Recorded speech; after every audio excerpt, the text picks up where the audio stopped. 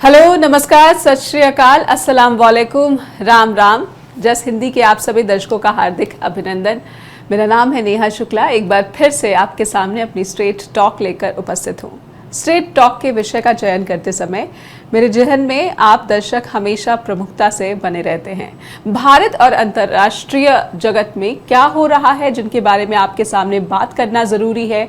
मेरी कोशिश रहती है कि जनता के जरूरी मुद्दों की तह तक पहुंचा जाए। आज का विषय भी मेरे ऐसे ही प्रयासों का हिस्सा है।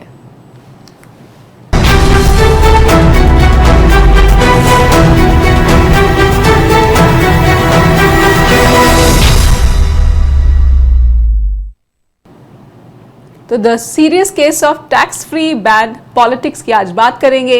द केरल स्टोरी बनाने वाले निर्देशक सुदीप्तो सेन को फिल्म के विवाद का काफी लाभ मिलता दिख रहा है। फिल्म ने रिलीज के चौथे दिन 10 करोड़ 51 लाख की कमाई कर ली है। हालांकि ये कश्मीर फाइल्स के जितनी सफल नहीं कही जा रही है। अनुपम खेर अभिनीत फिल्म कश्मीर फाइल्स ने शुक्रवार को रिलीज के बाद अपने पहले सोमवार तक 15 करोड़ 5 लाख की कमाई कर ली थी। कथित रूप से सच्ची घटना पर आधारित फिल्म अपने ट्रेलर से ही विवाद में आ गई थी। मामला supreme court, Kerala, Madras high court भी पहुंचा। कर्नाटक की चुनावी रैली में पीएम मोदी ने कहा कि फिल्म में आतंकवाद के भयानक स्वरूप का दस्तावेज है।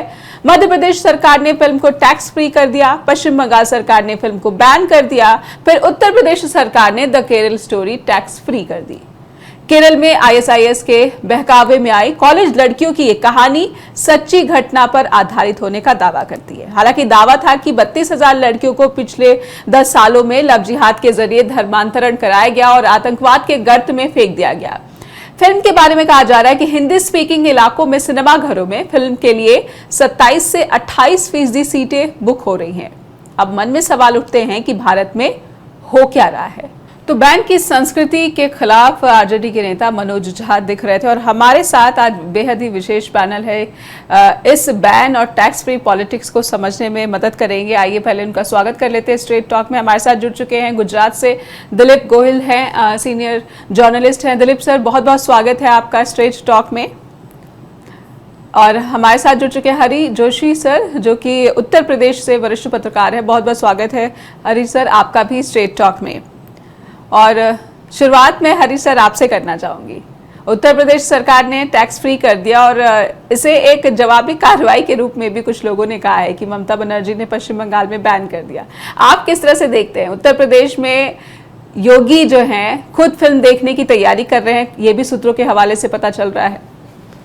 हरी सर जी देखिए, ऐसा है कि ये क्या एजुकेशनल फिल्म, ये कोई ऐसी फिल्म है, एक विशुद्ध कॉमर्शियल फिल्म है। इस पर उत्पात मचाया जा रहा है और ये कहने में मुझे कोई संकोच नहीं है। और एज ए जर्नलिस्ट भी, निष्पक्ष पत्रकार के रूप में भी मैं कह सकता हूं कि ये वास्तव में एक ऐसी कोशिश है जिसमें राजनीति इन्वॉल्व हो गई है। अब वो पश्चिम बंगाल हो या उत्तर प्रदेश हो या मध्य प्रदेश हो, 2 राज्यों ने इसके टैक्स माफ कर दिए हैं। दोनों भाजपा शासित राज्य हैं और ये मध्य प्रदेश में और उत्तर प्रदेश में, और सुना है कुछ और राज्य भी इसे टैक्स फ्री करने जा रहे हैं। उत्तरांचल करने जा रहा है और बाकी कुछ और राज्य करने जा रहे हैं। तो ये एक तरह राजनीति से प्रेरित होकर किसी भी मुहैया फिल्म को टैक्स से छूट देना, उसके एक नॉर्म्स होने चाहिए। अब इसकी दरअसल है क्या कि मैं फिल्म में बंगाल ने प्रतिबंध लगा दिया व्यक्तिगत रूप से और सैद्धांतिक रूप से भी। मैं किसी भी फिल्म में, किसी भी आर्ट पर, किसी भी अभिव्यक्ति की स्वतंत्रता पर प्रतिबंध लगाने के खिलाफ हूं और ऐसा पश्चिम बंगाल ने किया है। इसकी क्रिया की प्रतिक्रिया भी होगी निश्चित तौर पर, लेकिन ये ममता ने क्रिया नहीं की। ये क्रिया की कर्नाटक चुनाव में माननीय प्रधानमंत्री जी ने, वहां उन्होंने, मोदी जी ने एक रैली की कर्नाटक में और इस फिल्म का गुणगान किया और कहा कि ये फिल्म जो है वो समाज को जो फैला फुसलाकर जिनको आतंकवाद की तरफ ले जाया जाना उसे दीक्षित करती है। कुछ ऐसा उन्होंने कहा है, एग्जैक्ट शब्द में नहीं रिपीट कर पा रहा हूं, मुझे वो याद नहीं है। वहां से उन्होंने जब अपनी चुनावी रैलियों में इस फिल्म का जिक्र करना शुरू किया, अब अगर ये फिल्म अच्छी है खराब है आप किसी और मंच पर भी कर सकते हैं, उन्होंने चुनावी रैलियों में खास तौर से इसका जिक्र किया तो इसकी गूंज बहुत दूर तक गई। और निश्चित तौर पर कुछ भाजपा जो करती है उसके अपोजिशन पार्टीज हैं, कुछ ऐसी है तो उसके क्रिया की प्रतिक्रिया देती है। ममता जी ने भी ऐसा ही किया और हालांकि मुझे कांग्रेस की तरफ से ऐसा कोई बयान अभी तक नोटिस नहीं लगा है किसी व्यक्ति का कि उन्होंने पर्दा ही झाड़ लिया इससे। अब सवाल उठता है कि ये फिल्म जो है वो विवाद में आई तो उसका फायदा निश्चित तौर पर होना था। पहले दिन तकरीबन 5 करोड़ रुपए का पहले दिन रिलीज के कलेक्शन था जी। अब वो 5 गुना कलेक्शन चौथे दिन आकर 50% चौथे दिन आकर बढ़ गया और तकरीबन वो 50 करोड़ से ऊपर का कलेक्शन कर चुकी है। निर्माता की लागत निकल चुकी है और कोई भी फिल्म जब विवाद में आती है तो निश्चित तौर पे चाहे वो कश्मीर फाइल हो चाहे वो शाहरुख खान की पठान हो तो उसमें उसे निर्माता को फायदा होता है। तो ये राजनीतिक लोग जो है शायद उस निर्माता को फायदा पहुंचाने के लिए ऐसा करते हो या फिर उनके कुछ निहित स्वार्थ हो उसमें शामिल, राजनीतिक स्वार्थ, व्यक्तिगत स्वार्थ नहीं है, राजनीतिक स्वार्थ हो जिसके कारण वो इस तरह के प्रोपेगेंडा करते हैं। और इसमें केरल स्टोरी में जो केरल के मुख्यमंत्री हैं उन्होंने सबसे बहुत सदी हुई बात कही। उन्होंने कहा कि प्रतिबंध नहीं लगाया है केरल के मुख्यमंत्री ने और कहा कि ये सांप्रदायिक ध्रुवीकरण का एक प्रयास है जी और ये एक प्रोपेगेंडा फिल्म है। निश्चित तौर पर जो उसका तथ्य है और तथ्य के साथ में जो उसके बयान है लोगों के उनके फिल्म से जुड़े हुए लोगों के, जैसे टीजर वाले दिन कहा कि ऐसे इतनी महिलाएं जो है वो उसका शिकार हुई है, 32,000 के करीब का फिगर बताया। फिर उसके जवाब में किसी ने कहा कि 40,000 गुजरात से भी लापता है, उनका भी जिक्र कर दो। अब ये एड्रेस बात है, 32,000 के लिए बाद में निर्माता और फिल्म से जुड़े हुए जो निर्माण से जुड़े हुए लोग हैं वो बैकफुट पर आ गए और तो फिर घटते 3 पर आ गए। बोले नहीं ये 3 है। तो हमने शोध के बाद ये काम किया। अब शोध के बाद किया तो आप डॉक्यूमेंट्री बनाते, शोध के बाद किया है तो आप डॉक्यूमेंट्री बनाते और डॉक्यूमेंट्री उन्होंने बनाई नहीं। उन्होंने फिल्म बनाई है जिसके डिस्क्लेमर पर साफ लिखा हुआ है, उन्होंने जो फिल्म में डिस्क्लेमर दिया है कि ये एक फिक्शन है, ये एक काल्पनिक कथा है। तो जब आप फिल्म रिलीज करते हुए उसे टेक्निकली एक काल्पनिक कथा कह रहे हो फिर प्रचार के लिए आप दूसरे तरीके के हथकंडे। लेकिन यहाँ पे गंभीर प्रश्न उठता है कि अगर फिल्म के निर्माता कह रहे हैं कि ये काल्पनिक कथा है लेकिन प्रधानमंत्री कह रहे हैं कि ये तो एक राज्य में होने वाले आतंकवाद का भयानक स्वरूप का दस्तावेज है, तो खुद प्रधानमंत्री मान रहे हैं कि फिल्म में सच कहा गया है और फिल्म के निर्माता कह रहे हैं कि ये तो एक काल्पनिक कथा है। समझूंगी एक ब्रेक का वक्त हो रहा है, हमारे साथ दिलीप गोहिल सर भी जुड़े हुए हैं, उनसे भी समझेंगे कि ये फिल्म के बैन और टैक्स फ्री करने का जो पॉलिटिक्स है आखिर क्या इसका प्रभाव जो है बहुत ज्यादा बढ़ने लगा है जिस वजह से नेताओं को लगता है कि चलिए फिल्म के जरिए ही लोगों तक पहुंचा जाए और जो हमारा एजेंडा या फिर प्रोपोगेंडा है वो ज्यादा से ज्यादा लोगों को प्रभावित करे। एक ब्रेक के लिए रुकते हैं, ब्रेक के बाद लौटते हैं।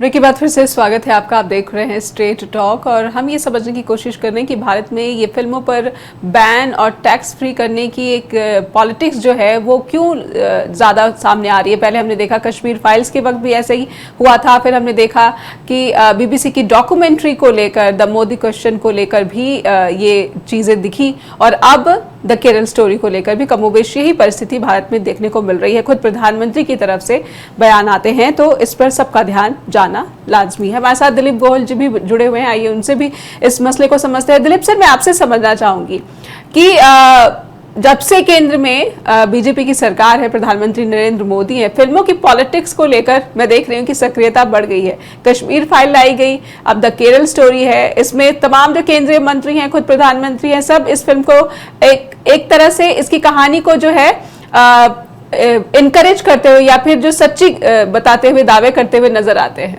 दिलीप सर जी, सही बात है। प्रोपेगेंडा फिल्में पहले भी बनती रही है, लेकिन अब ये मानना है जितना विवाद होगा, जितनी कंट्रोवर्सी होगी, इतनी ये फिल्म ज्यादा चलेगी। ये सब हम समझ रहे हैं, ये कोई नई बात नहीं है ना। तो मैं नई बात बता रहा हूँ। पठान का अभी बात हुई, हमने देखा, उनको तो बड़ा फायदा हो गया, बहुत ज्यादा से ज्यादा कमाए पठान को हो गई। इसके पहले हमने कश्मीर फाइल्स को देखा था, उसको भी इसी तरह से प्रमोट किया गया।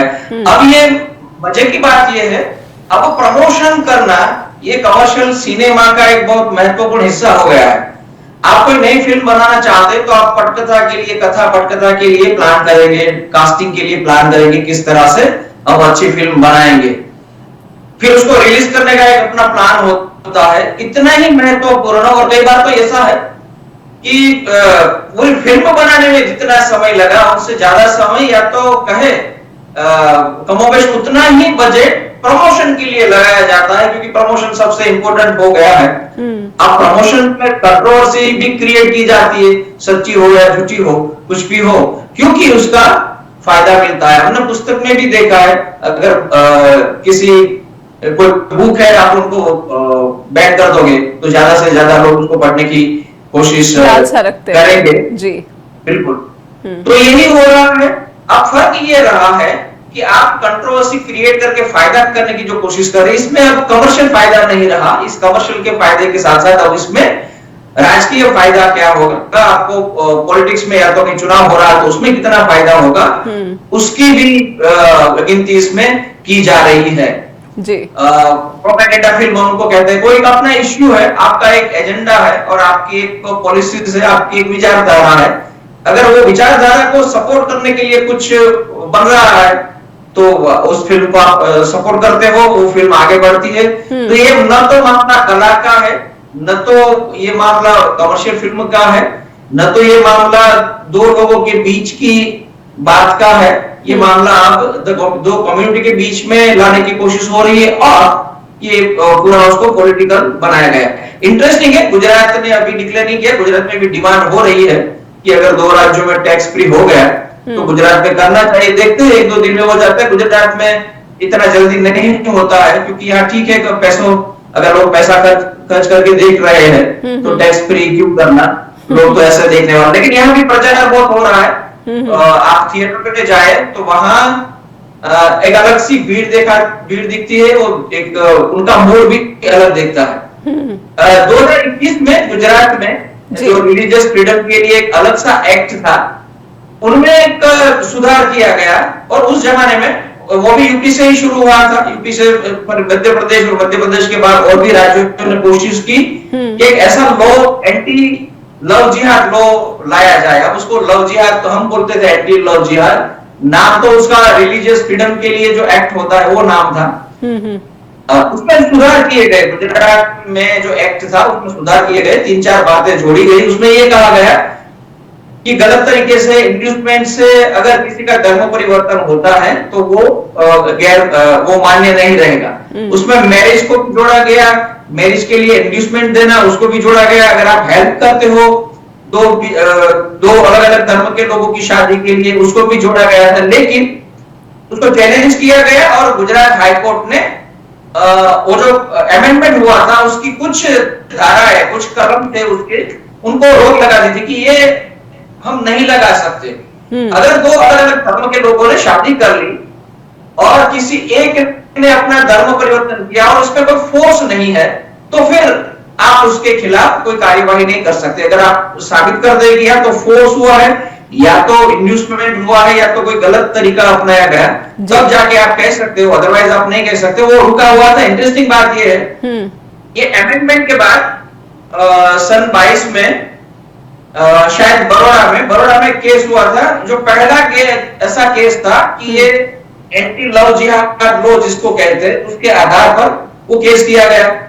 अब पहले तो चला लड़की पर शायद प्रेशर होगा, क्या होगा, उन्होंने भी कुछ बयान दिए थे कि मुझे पता नहीं था, मुझे लग जाएगा। लेकिन ऐसे मामले जो हमेशा होता है, थोड़ा समय बीतता है, जो लोग इसमें बीच में कूद पड़ते हैं वो इसमें से हट जाते हैं, फिर अगर सच्चे प्रेम वाली बात होती है तो फिर वो बात आ जाती है। कुछ एक आध साल बाद लड़की ने भी जाके कहा कि मैं अपनी मर्जी से गई थी, और लड़के ने भी कहा कि हमने कोई दुश्मन नहीं था, हमारी मर्जी की बात। पहला केस जो लव जिहाद के नाम पे अमेंडमेंट किए गए थे, वो केस ही निकल गया। हाईकोर्ट ने कह दिया कि अगर दोनों राजी है तो हम क्या कर सकते हैं। तो ये बहुत बड़ी विडंबना है।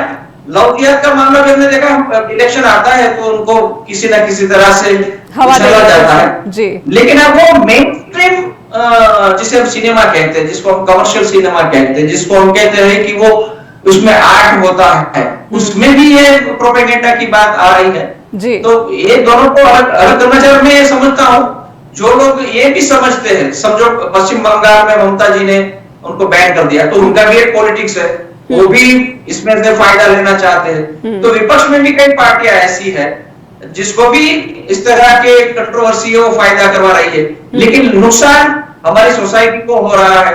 ये दो लोगों के बीच का जो मामला है, उनको दो कम्युनिटी के बीच का मामला बनाकर उसको तो पॉलिटिकल इशू बनाया जा रहा है, वो हमें नुकसान कर रहा है।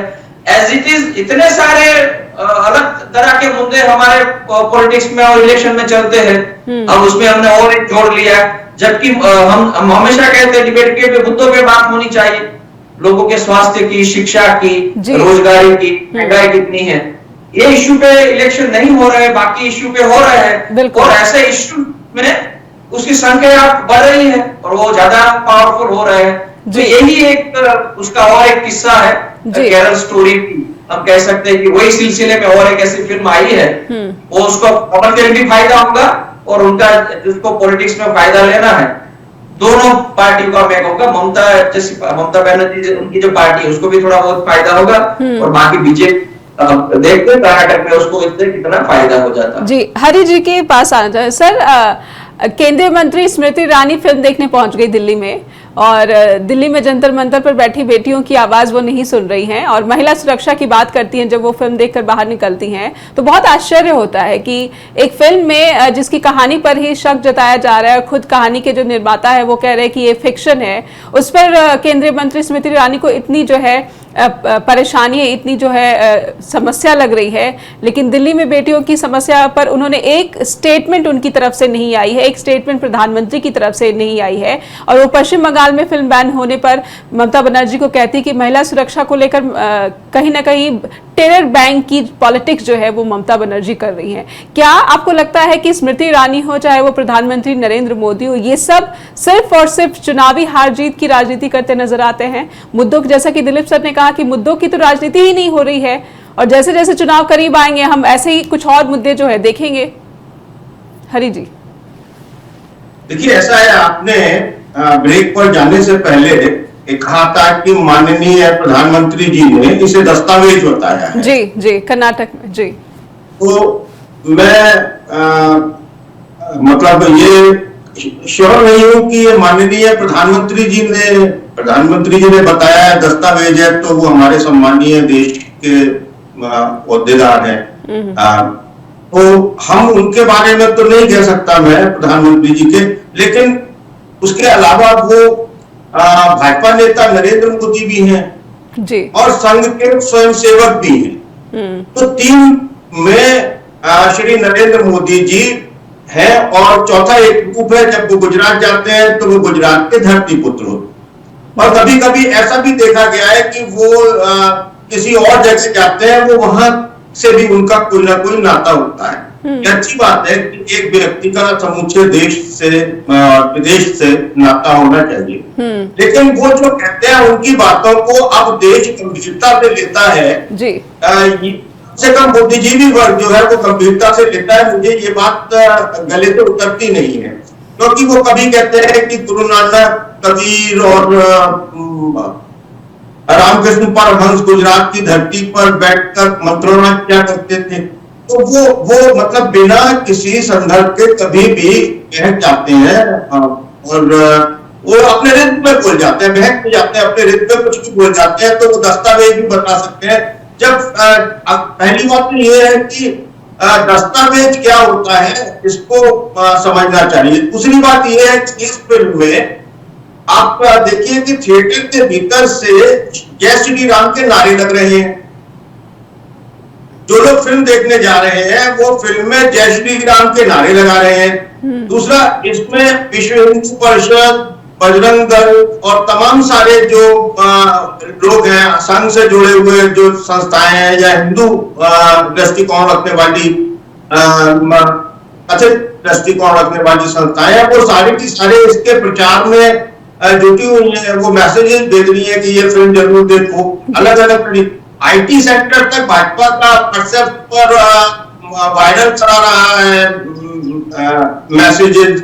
तो ये देखिए, ये साफ तौर पर ये भारतीय जनता पार्टी की एजेंडा फिल्म है, ना कि दस्तावेजी फिल्म। और ये बात अगर कोई व्यक्ति सिनेमा हॉल में जाकर वो जिस तरीके की ऑडियंस नजर आती है वहां पर, उस ऑडियंस को देखकर आप सीधा अनुमान लगा सकते हैं कि ये क्या है। मैंने फिल्म नहीं देखी है, मैं नहीं कह सकता कि ये क्या है, लेकिन प्रोपेगेंडा तो हो ही रहा है। अब मुझे इसका कथानक मालूम है, मैंने कुछ अच्छे समीक्षकों की समीक्षाएं पढ़ी हैं, और हकीकत ये कि इस फिल्म को देखने जाने का मेरा कोई फिलहाल ब्रेक ले लेते हैं आप जी, छोटे से ब्रेक के लिए। अब आपकी बात पर आता हूं मैं कि दिल्ली में महिला पहलवान बैठी हुई है, इस पे समझेंगे, लेकिन ब्रेक का इशारा हो रहा है, कमर्शियल ब्रेक की मजबूरी है, इसलिए रोकना पड़ रहा है। एक छोटा सा ब्रेक ले लेते हैं, कमर्शियल ब्रेक की मजबूरी है इसलिए रोकना पड़ रहा है। और जब ब्रेक से लौटेंगे तब सुनेंगे कि हरीश जी जो है वो केंद्रीय मंत्री स्मृति ईरानी पर क्या कहना चाहते हैं, बात पूरी करेंगे। छोटे से ब्रेक के लिए रुकते हैं। ब्रेक के बाद फिर से स्वागत है, आप देख रहे हैं स्ट्रेट टॉक और हरीश सर की बात पूरी कर लेते हैं। हरीश जी, आप केंद्रीय मंत्री के बारे में कुछ कहना चाह रहे थे। मैं समझना चाहूंगी कि आखिर किस तरह की पॉलिटिक्स कर रही है केंद्रीय मंत्री, किस तरह की पॉलिटिक्स कर रही है बीजेपी, जब वो एक फिल्म को देखने भी पहुंच जाती है लेकिन जो जरूरी मुद्दे होते हैं, गंभीर मुद्दे होते हैं, उन पर ये केंद्रीय मंत्री जो है वो चुप्पी साध लेते हैं। हरीश सर, मैं आपसे समझना चाहूंगी। देखिए, ऐसा है, दिल्ली में पहलवान जो है महिलाएं वो वहां बैठी हुई हैं धरने पर, और उनकी वहां पर सुनने वाला कोई भी सरकारी तंत्र का व्यक्ति नहीं है। प्रधानमंत्री जी से जब वो मेडल लाई थी, मिलने पहुंची, तो उनकी बेटियां थी और तमाम जगह उनके फोटो छपे और बहुत सारी चीजें आप देखती हैं। स्मृति ईरानी महिला अधिकारों की बात करती हैं, और कहीं भी अगर कोई मुद्दा ऐसा जुड़ा हुआ हो तो वो सबसे पहले आती है, खासतौर से जब वो मुद्दा गैर भाजपाई प्रदेशों में हो या वो कांग्रेस से रिलेटेड हो, तो वो सबसे पहले आती है और उसको ऐसी कश्मीर फाइल पर उन्होंने कहा। लेकिन सवाल उठता है कि ब्रजभूषण सिंह जो कुश्ती संघ के अध्यक्ष हैं, उनके खिलाफ एक शब्द भी नहीं बोला, उन्हें पद से हटाने या उनसे उनकी निंदा करने की तो बात अलग है, तो क्यों सीधा सीधा सा गणित है। ये चाहे फिल्म पर प्रतिबंध लगाना हो या फिल्म का प्रमोशन हो, प्रोपेगेंडा करना हो, ये सारी की सारी चीजें राजनीति में वोट के गणित से जुड़ी हुई है। जोड़ घटाव करके देखते कि इसमें कितना फायदा है। उनको कश्मीर फाइल्स में फायदा नजर आता है तो वो उसका प्रोपेगेंडा करते हैं। उन्हें अगर केरल पूरी है उसका वो उन्हें फायदा नजर आता है तो वो करते हैं। और बाकायदा मैं तो ये कहता हूँ कि कुछ इंडस्ट्री में, बॉलीवुड में ऐसे निर्माता, ऐसे अभिनेता हैं जो सिर्फ भाजपा के प्रोपेगेंडा के लिए ही वहां पर है। आप बताइए कि एक एक्ट्रेस है जिनको बाह्य जेल सिक्योरिटी दे रखी है, कोई तरीका भी तो होता है। और दूसरी तरफ सत्यपाल मलिक है जो कश्मीर में 370 जिन्होंने हटाई थी, वो एक किराए के घर में रह रहे हैं, उनको सिक्योरिटी तक नहीं दी गई है, एक PS उनको मिला हुआ है। तो ये क्यों वो अब उनके मन की बात नहीं करते हैं। तो जो अगर प्रधानमंत्री जी के या भारतीय जनता पार्टी के या उनके विचारधारा की बात नहीं करता है, वो हाशिए पर होता है। और जो उनके विचारधारा को पल्लवित करता है, कुशित करता है, जो उनके सुर में सुर मिलाता है, जो उनका समर्थन करता है, वो सातवें आसमान पर होता है, उसको सिक्योरिटी भी मिलती है, बाकी सुविधाएं भी मिलती हैं, वीपीआई ट्रीटमेंट भी मिलता है। और वरना उसके खिलाफ बहुत सारे तंत्र हैं जो उनके घर पहुंच जाते हैं। जी जी। दिलीप जी, आपसे समझना चाहूंगी कि कुछ जो फिल्म के क्रिटिक हैं जिनको मैंने सुना अपने रिसर्च के दौरान, वो कह रहे हैं कि फिल्म एक कोशिश दिखती है घृणा फैलाने की, और हमने देखा कि हेट स्पीच को लेकर कितने सख्त टिप्पणी सुप्रीम कोर्ट की तरफ से भी आई है। ये फिल्म भी घृणा फैलाने का काम कर रही है, हेट स्पीच का एक नया स्वरूप आप किस तरह से देखते हैं? मैंने भी वैसे फिल्म नहीं देखी, तो फिल्म कैसी है उसके आधार पे नहीं कर सकता हूं, लेकिन बिना देखे कह सकते हैं पूरा जो एजेंडा है ये तो डिवाइड करने के लिए ही जिस तरह से उसको प्रमोट किया जा रहा है, टैक्स फ्री किया जा रहा है, उसका मतलब ये एक प्रोपेगेंडा फिल्म बन चुकी। अब प्रोपेगेंडा फिल्म बनाना कोई गुनाह नहीं, बना सकते हैं। आप उसको डॉक्यूमेंट्री नाम दे देते तो बहुत अच्छा होता, ठीक है, आपको नहीं देना है डॉक्यूमेंट्री नाम, आप उसको कमर्शियल सिनेमा कह के प्रमोट करना चाहते कह सकता हूं, मैं कहता हूं उसकी मनाही नहीं है। कोई पॉलिटिकल पार्टियां या तो कोई इंस्टीट्यूशन है वो उनको अगर प्रमोट भी करना चाहे, प्रमोशन के लिए उसको हेल्प कर सकती है, उसका भी मना नहीं है, आप उसको प्रमोशन कर दो। लेकिन क्या चुनावी मंच पर किसी ऐसे मुद्दों का प्रमोशन हो सकता है? क्योंकि अगर हम, हमारे जो नियम है, हमारी जो आचार संहिता वो कहती है कि हम धर्म के नाम पे या तो विभाजित करने वाले मुद्दे से चुनाव में प्रचार नहीं करेंगे। लेकिन यहाँ तो स्वयं प्रधानमंत्री कहते हैं बजरंगबली का नाम लेकर बटन दबा देना है। जब स्वयं प्रधानमंत्री इस तरह की बातें करते हैं, चुनाव आयोग निष्क्रिय दिखता है। धर्म का मामला आता है जी, तो आप प्रोपेगेंडा फिल्म बनाएं, कोई प्रॉब्लम नहीं है। पॉलिटिकल पार्टियां जिसको उससे फायदा होती है वो उसका प्रमोशन भी करे, कोई प्रॉब्लम नहीं, आप उसका प्लेटफॉर्म अलग रखो। चुनाव के दरमियान चुनावी सभाओं में उनका इस्तेमाल करना मुझे लगता है वो ठीक नहीं, वो आचार संहिता के मामले में आता है। और टैक्स फ्री तो आप बिल्कुल नहीं कर सकते, उसके तो भी कुछ नॉर्म्स होने चाहिए ना, किस तरह की फिल्म आप टैक्स फ्री करोगे उसका भी तो कुछ नॉर्म्स होना चाहिए। क्यों किसी ऐसे फिल्मों को फायदा हो जो बेसिकली आर्ट के लिए नहीं, आर्ट को तो सेक ऑफ आर्ट नहीं है, वो सिर्फ सेक ऑफ कमर्शियल भी नहीं है, उनसे भी कुछ आगे है। सिर्फ कमर्शियल फिल्म हम कहते हैं, आप पैसा कमाने के लिए फिल्म बनाती है, पहले आपकी बात बाद में आती है। तो ये सिर्फ आप जायज तरीके से कॉमर्स कर सकते हैं, तो ये तो वो भी नहीं है, उनसे भी कुछ अलग मामला है। तो उनको एक हमें समझना होगा कि इन बातों का भेद करना होगा। आप बना लो अपनी प्रोपेगेंडा फिल्म, आप उसको प्रमोशन भी कर लो, चला लो, पैसे भी कमा लो, कोई प्रॉब्लम नहीं है। लेकिन उनको कहां में रोक, चुनाव में उसका इस्तेमाल न हो, टैक्स फ्री न हो, ऐसी कुछ बात है उसको हमें ख्याल में लेनी हो जाए। मैं ये समझता हूं कि बाकी लोगों को भी यही समझना होगा कि अगर आप किसी चीज को प्रमोट नहीं करना चाहते, एक तबका है वो प्रमोट करना चाहते, बाकी तबका है वो प्रमोट नहीं करना चाहता है, तो मुझे लगता है इग्नोर करना चाहिए। इग्नोर करना ही सबसे ज्यादा बेटर है। जो प्रमोट करना चाहते हैं वो प्रमोट करेंगे। और जैसे परिजय ने भी कहा, आप जाके वो भीड़ देखिए, उसका एक मूड देखता है जो फिल्म देखने आती है। उनका मतलब ये है वही लोग फिल्म देखने आते हैं उनकी एक मानसिकता ऑलरेडी बनी हुई है, जिन्होंने मान लिया है कि लव जिहाद जैसी चीज होती है। लेकिन तो उनका तो वो दृढ़ीकरण नहीं होता है, वो जो मान रहे हैं उनसे वो उसको नई बात नहीं मिल रही, उन्होंने ये बातें ऑलरेडी सुनी है, अब वो उसको सिनेमा के पर्दे पे देख रहे हैं। लेकिन ऐसा हो सकता है कि इस तरह का प्रमोशन हो, क्यूरियोसिटी के लिए कुछ लोग देखने जाए जो किसी के विचारधारा के साथ जुड़े हुए नहीं है, या तो जिसको हम कहें कि फ्रेश माइंड है, उनका इन्फ्लुएंस हो सकता है। तो ऐसी ये सब चीजें हैं, उनकी भी हम मुझे लगता है चर्चा जरूर होनी चाहिए। बैन करना ठीक नहीं है, टैक्स फ्री करना ठीक नहीं है, चुनाव में उसका इस्तेमाल करना ठीक नहीं है। बाकी जिसको जो बनाना है करे और आप उसको सही करें। एक गुजरात की बात जोड़ के मैं बात खत्म कर दूं, अगर हम महिलाओं की बात करें, उनके इश्यू है, तो गुजरात में और चिंता की बात है, गुजरात में सुरक्षा का मामला नहीं है। गुजरात में अहमदाबाद, सूरत, राजकोट बड़े सिटी में देर रात तक यहाँ महिलाएं घूमती, उस तरह की सुरक्षा का मामला गुजरात में नहीं है। लेकिन सेक्स रेशियो जिसे हम कहते हैं, बेटे और बेटियों की संख्या, उसके बारे में गुजरात को चिंता करने की जरूरत। बेटी बढ़ाओ बचाओ, बेटी पढ़ाओ जो सूत्र हम चलाते हैं, उनका बहुत कम फायदा गुजरात को हुआ है। अभी जो नंबर्स आए हो, बॉटम से तीसरे नंबर पे गुजरात है, सबसे लास्ट में मणिपुर है, फिर दादरा नगर और दमन है, एक्चुअली वो गुजरात का ही हिस्सा है, दमन वगैरह। मतलब हम 1000 बेटों के सामने 909 बेटियां की संख्या है।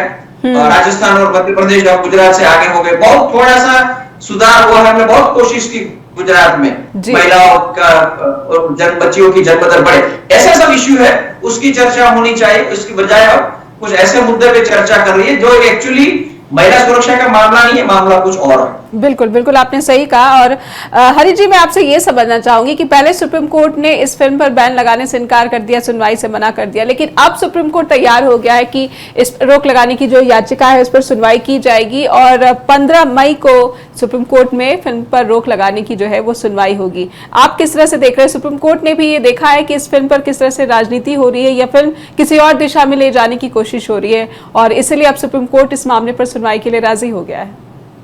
हरि जी, देखिए, मैं माननीय उच्चतम न्यायालय पर कोई टिप्पणी करना नहीं चाहता, मैं उस विषय पर कुछ नहीं बोलूंगा, लेकिन मैं एक आपको छोटी सी 4 लाइनों की खलील जिब्रान से जुड़ा हुआ प्रसंग सुना देता हूं, आप समझ लीजिए। खलील जिब्रान की एक किताब को तत्कालीन शासकों ने चौराहे पर रखकर जलवा दिया और उसकी सारी प्रतियां नष्ट करवा दी। उनका एक प्रशंसक उनके पास पहुंचा, बोला बहुत बुरी खबर है, तो वो हंसने लगे। जिब्रान साहब को हंसते हुए देख उसने पूछा, मैं इतनी खराब खबर लाया हूं, इतना दुख है मुझे और आप हंस रहे हैं, मेरी समझ में नहीं आया। तो जिब्रान साहब बोले, उन्होंने अगर 1000 प्रतियों को जलवा दिया है तो 10,000 प्रतियां जो है उन्होंने छपवाने, पढ़वाने और बिकवाने का खुद इंतजाम कर दिया। मुझे मेरा काम पूरा हो गया, उन्होंने कर दिया है वो काम, जो काम मैं नहीं कर सकता था वो शासक ने कर दिया है।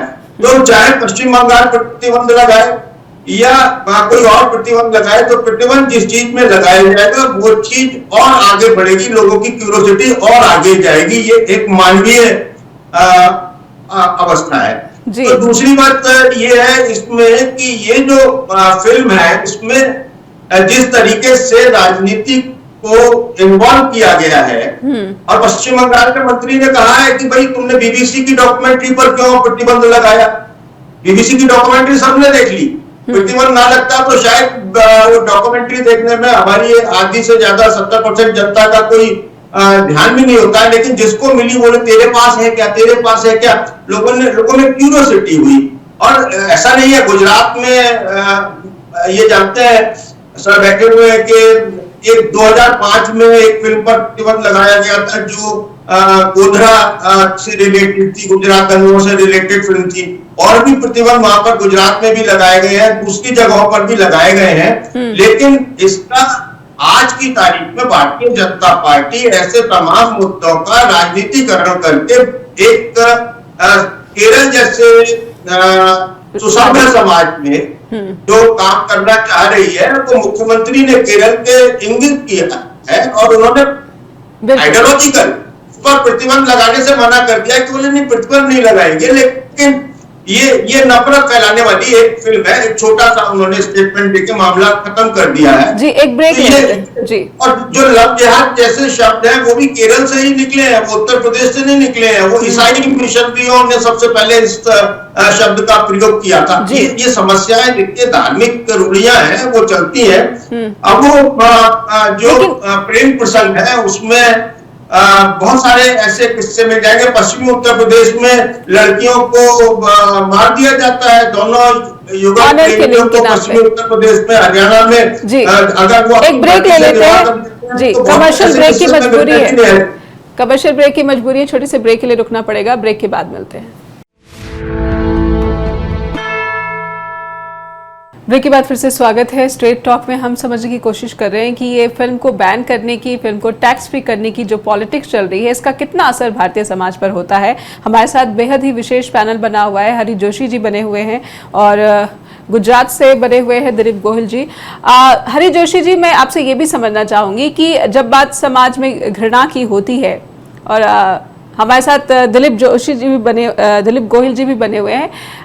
दिलीप गोहिल जी, आपने हरि जोशी की बात सुनी और मैं समझना चाहती हूँ कि क्या इन सब चीजों के बीच में केरल की तरफ से, मैं कहूंगी कि क्या इस तरह का संदेश आया है सीएम की तरफ से कि ये फिल्म जो है वो केरल की कहानी नहीं है, ये घृणा फैलाने का काम करती है, और उसके बाद इन्होंने न फिल्म पर बैन लगाने की बात की, न टैक्स फ्री जैसी जो बातें हैं उस पर कोई टिप्पणी ही की है।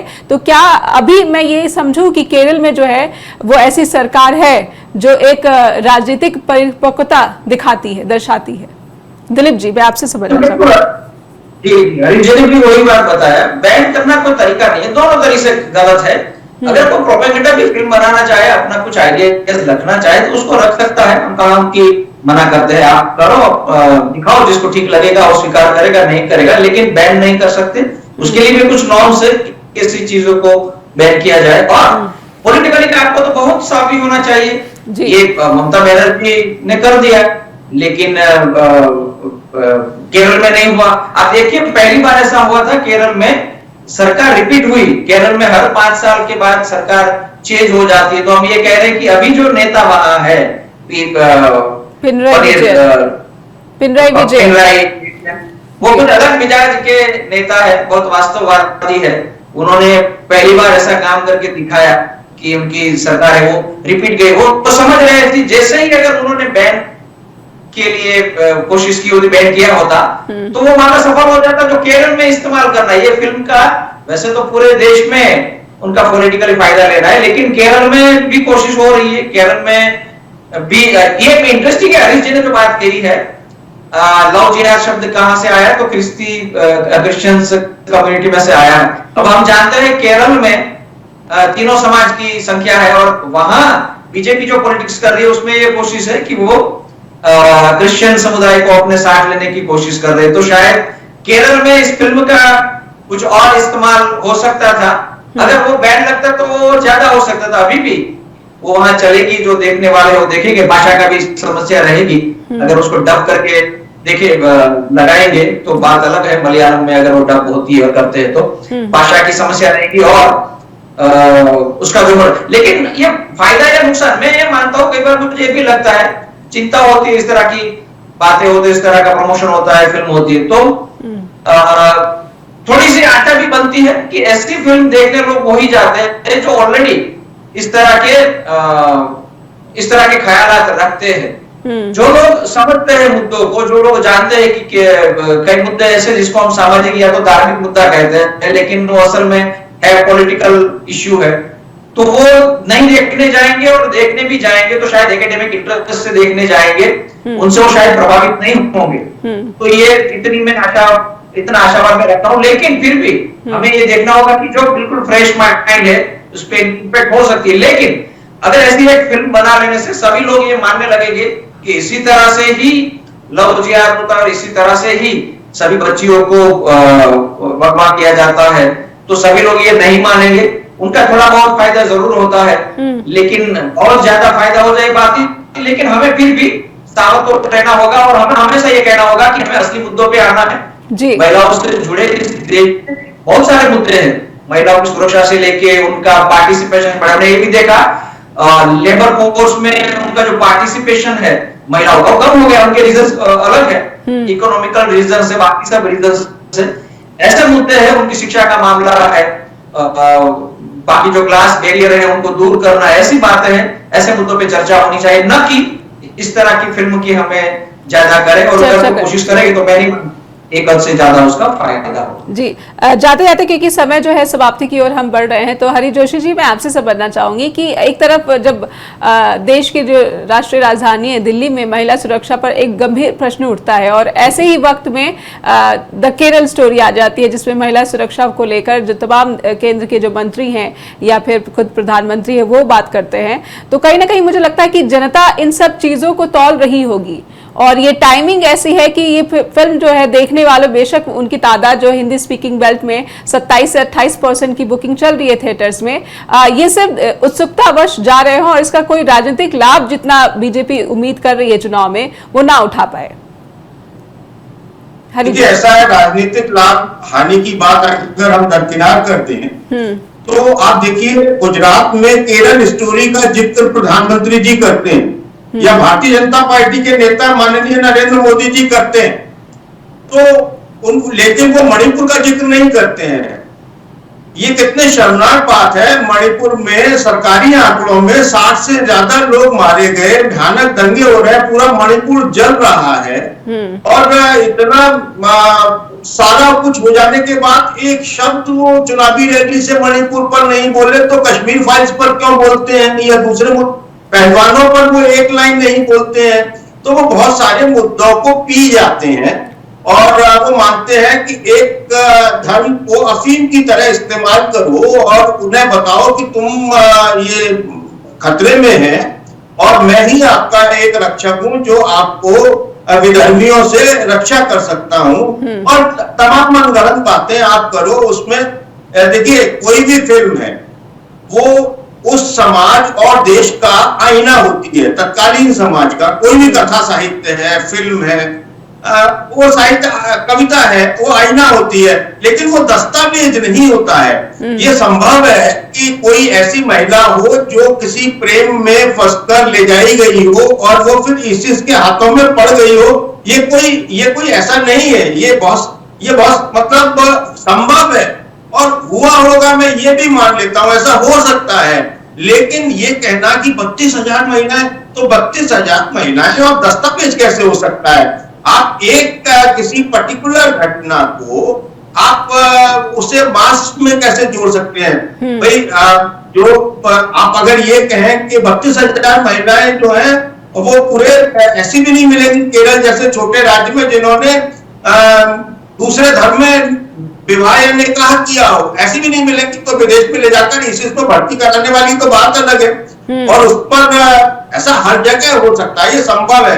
देखिए, ये कथानक ऐसा कुछ इससे मिलता जुलता या कुछ ऐसी परिस्थितियां हो सकती हैं जिसने निर्माता को या निर्देशक को या कथाकार को उसने उद्वेलित किया हो। लेकिन इसका प्रचार करना, इसका प्रोपेगेंडा करना, इसका गलत तरीके से राजनीतिक उपयोग करना, है ना, दुरुपयोग करना, ये बहुत गलत है। और प्रतिबंध भी गलत है और प्रोपेगेंडा भी गलत है, ये दोनों चीजें गलत है। फिल्म को एक फिल्म इंडस्ट्री की तरह, एक मनोरंजन की तरह, एक शैक्षिक आंदोलन की तरह चलने दिया जाना चाहिए, मेरा ये मानना है। जी नेहा जी, बहुत बहुत धन्यवाद करना चाहूंगी क्योंकि समय समाप्त हो गया है। बहुत बहुत धन्यवाद आपका भी दिलीप सर कि आप जुड़े स्ट्रेट टॉक से और आपने बात रखी गुजरात की धरती में असल में महिला सुरक्षा को लेकर क्या किया जा रहा है और फिल्म पर बैन कर देना या फिर उसे टैक्स कर देना, टैक्स फ्री कर देना, ये किस तरह की पॉलिटिक्स है। और लेकिन सबसे बड़ा जो सवाल है इस बीच वो है महिला सुरक्षा का। महिला सुरक्षा के मुद्दे पर सबसे प्रथम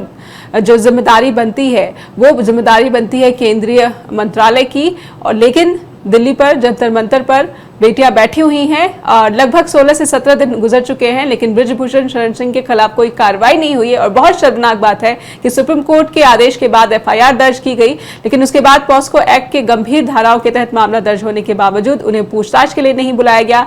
और मैं ये भी अपने दर्शकों को कहना चाहूंगी कि कोई भी फिल्म जो एक दायित्व है अभिव्यक्ति की स्वतंत्रता के नाम पर वो घृणा फैलाने का काम समाज में नहीं कर सकती है। भारत एक धर्मनिरपेक्ष देश है और इस देश में सभी नागरिकों को एक अभिव्यक्ति की स्वतंत्रता की आजादी है, लेकिन ये तभी तक जब तक हम किसी घृणा के जो है वो जिम्मेदार नहीं बनते हैं। बहुत बहुत धन्यवाद। फीडबैक देना ना भूलें info@justbroadcasting.com पर और neha@justbroadcasting.com पर भी मुझे आपके फीडबैक का हर रोज इंतजार रहता है। फिर होगी आपसे मुलाकात। धन्यवाद।